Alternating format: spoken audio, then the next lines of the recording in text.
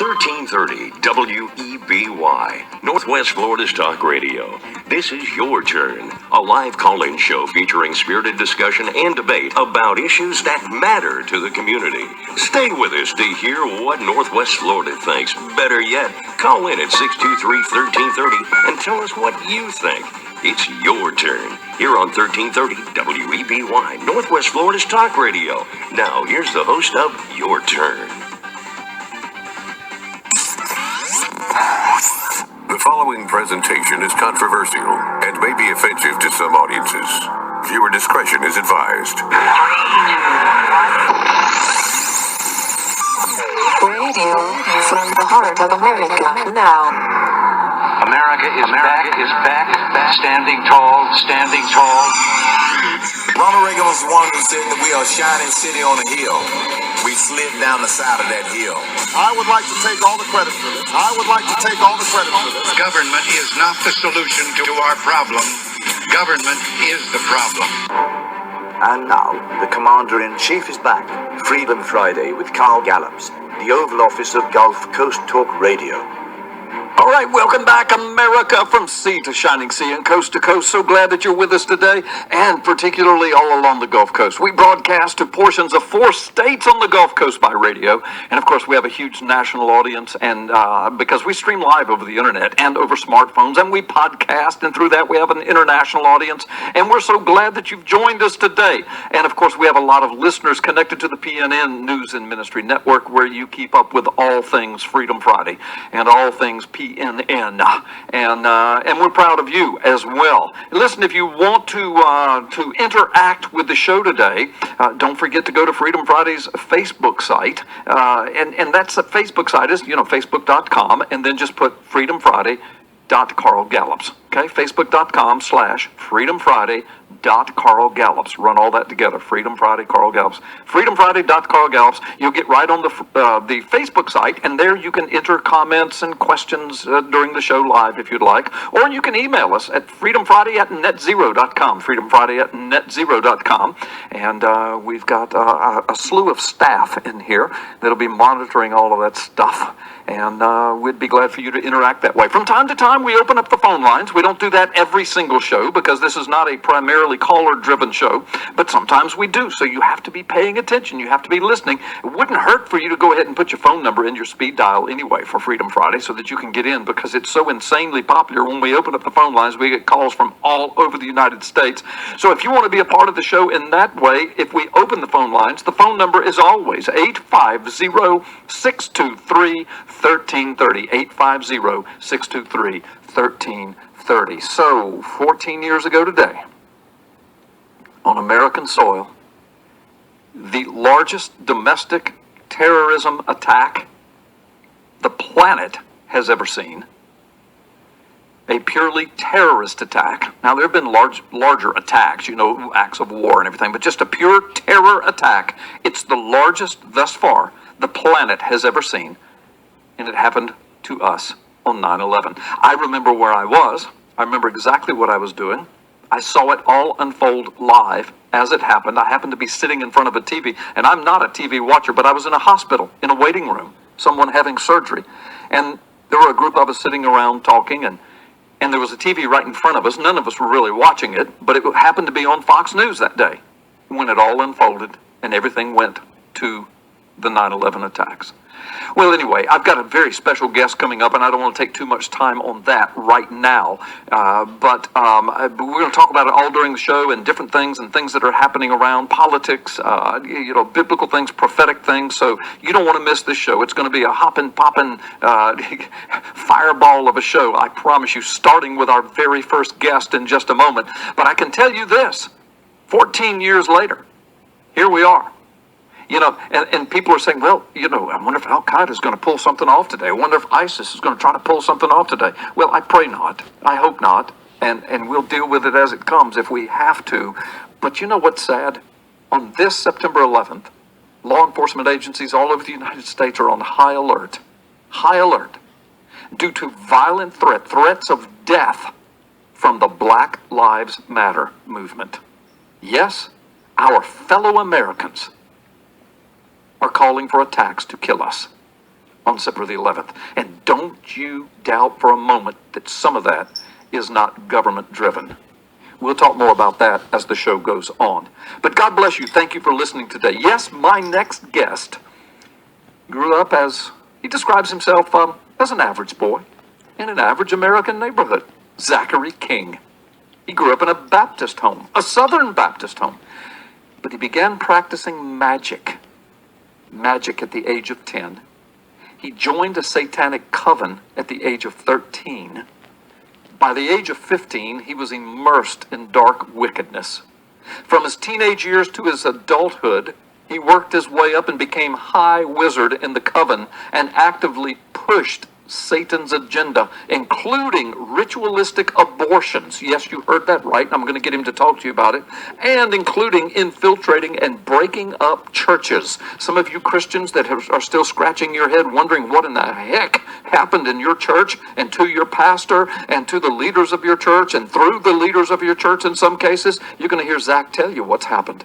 He was involved in infiltrating and busting up churches.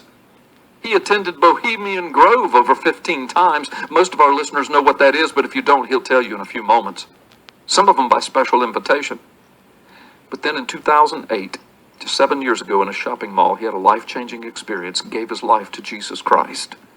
Gloriously born again, saved. After 26 years in the occult, the Church of Satan, if you will, Zachary became a warrior for Christ. And he shares his knowledge for the protection of God's people all over the place. I've seen him on TV. You've probably seen him on TV. You've heard him on radio broadcast. Today he's with us on Freedom Friday. His website is allsaintsministry.org. Allsaintsministry.org. Zachary King, welcome to Freedom Friday and the Freedom Friday audience.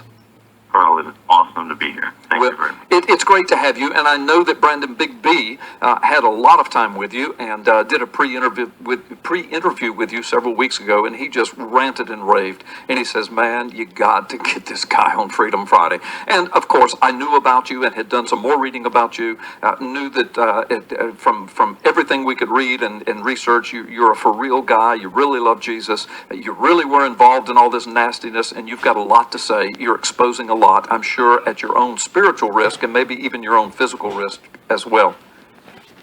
Well, Satan's always, upset and rants and raves when you put him in a leg lock and pull him out into the light. Yeah, absolutely. No doubt about that, brother. I was a cop for 10 years, and then I've been I was in law enforcement for 10 years. I was a patrol officer for 7 or 8 of those years, and then I've been a pastor for over 30 years, and good gosh, I've battled it all.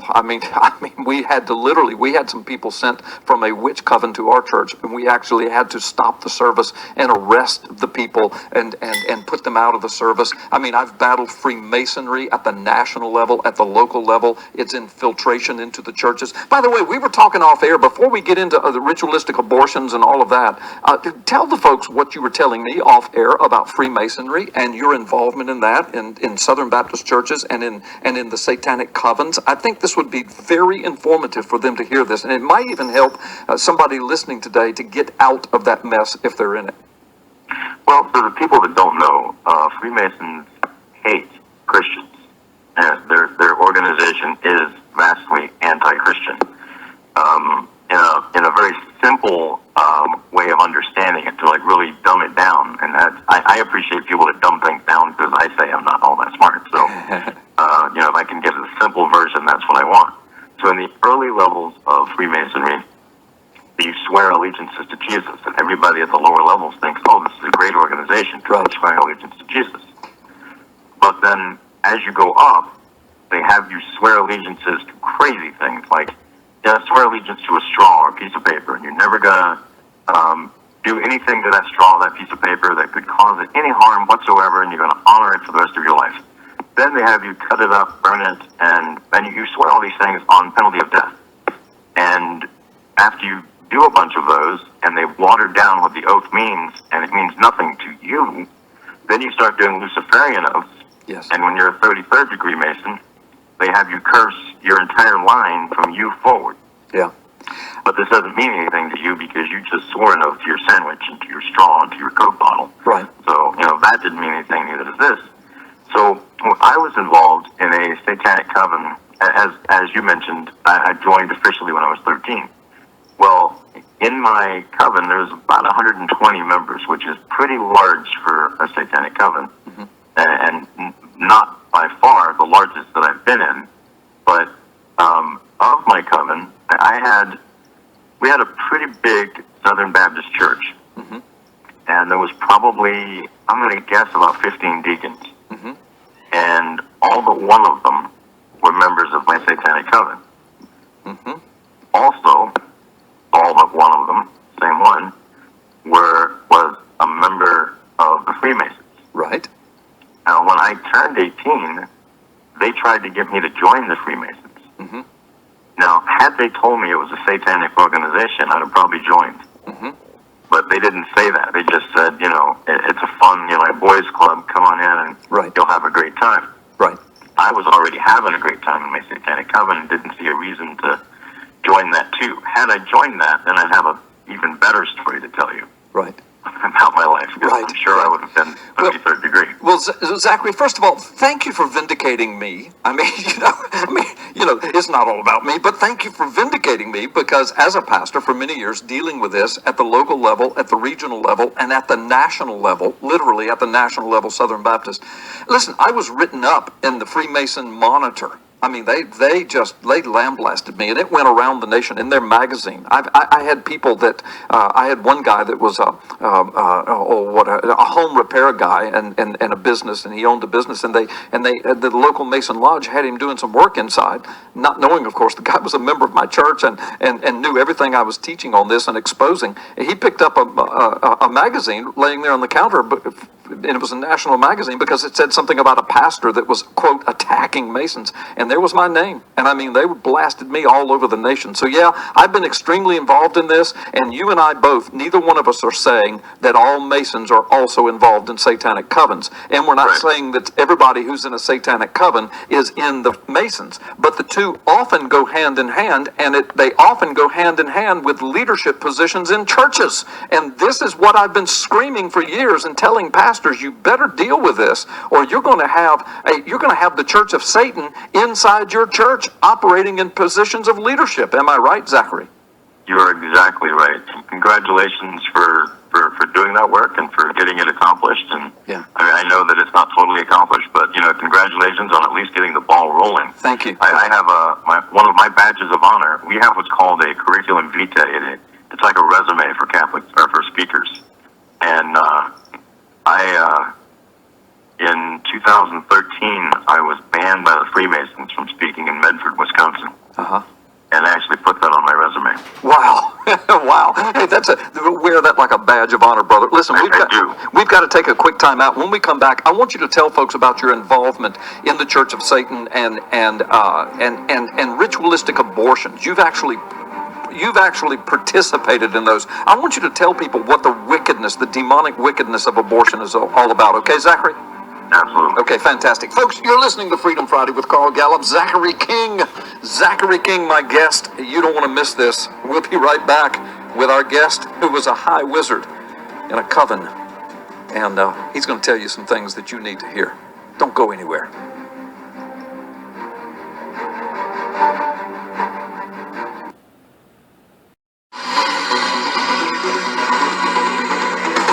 Now, back to your turn on 1330 WEBY, Northwest Florida's talk radio. The phone lines are open, so call in and join the conversation at 623-1330. Leftist liberals hate him, atheists despise him, evolutionists and socialists fear him. Certain other talk show hosts are jealous of him. The White House administration knows who he is, but this is why you listen to Carl. Freedom Friday with Carl Gallups, the Oval Office of Gulf Coast Talk Radio. All right, welcome back. Welcome back, America. My guest is Zachary King, who at the age of 13 joined a satanic coven. Eventually, in his adulthood, became a high wizard in the coven. And actually went to Bohemian Grove over 15 times. And participated in ritualistic abortions, participated in infiltrating and breaking up churches. Zachary, thanks so much for being a part of the show today. Zachary, of course, now is a born-again believer in Jesus Christ. His website is allsaintsministry.org, and he's exposing this demonic spirit that is sweeping our nation, sweeping our churches, and now talk to us, Zachary. I'm going to hush. People want to hear from you. Tell us about this ritualistic abortion deal, how that ties into the abortion industry today, and anything else that you want to tell this audience. The abortion industry is so vile, and it's just no coincidence that the country is like just seemingly just swirling just in the cesspool. We're just waiting for that final flush before we just go down. And abortion is one of the major pushes towards that. Yeah. It's almost like where to begin. My first abortion that I helped participate in, when I was 14 years old, the coven came to me and said, we want you to participate in an orgy where there'll be males between 12 and 15, and they'll be with a woman that's over 18. And your purpose is to impregnate this woman, and we're going to abort her child in 8 or 9 months. And I thought, they mentioned an abortion to me, and I thought, cool. Well, I said cool out loud. And then I went home and thought, I got to look up this word because I don't have any idea what that is. And I remember my parents whispering the word abortion, so I thought it was a dirty word. Looked it up in the dictionary, and it's like no help. So I went to the library. There's these huge 500-page books on abortion. I'm like, I'm 14 years old. I'm not reading that to find out what abortion is. So I went back to my coven, and I was like, hey, I was told that I had to participate in this, but I don't know what this is, so what is that? And they're like, oh, it's simple. You just kill a baby in the womb. Mm-hmm.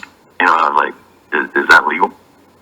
Oh, yeah, absolutely. As long as the baby's in the womb, you can kill it. If it comes outside, it's murder. You can't do it. Mm-hmm. So as long as it's in there, not a problem.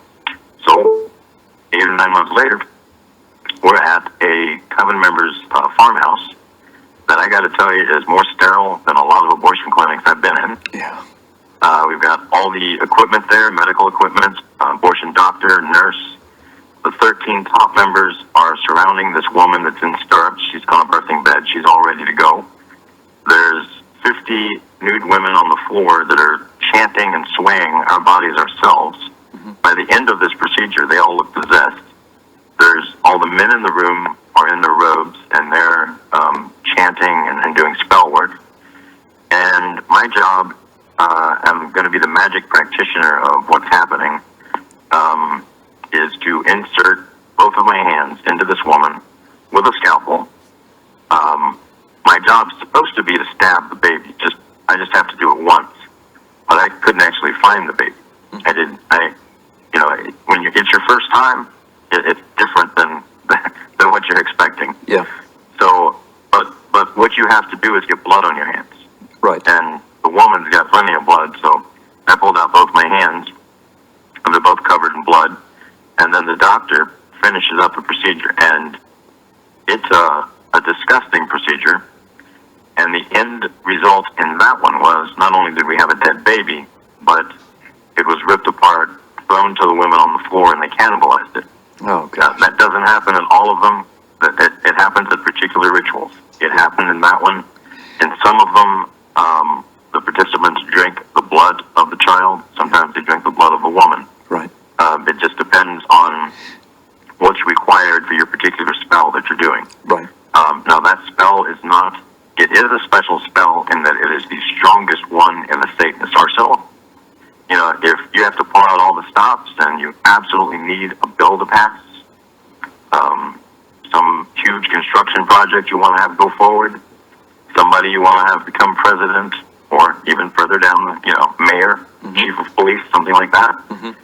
this is the spell they go for. Mm-hmm. Now, these things happen every day.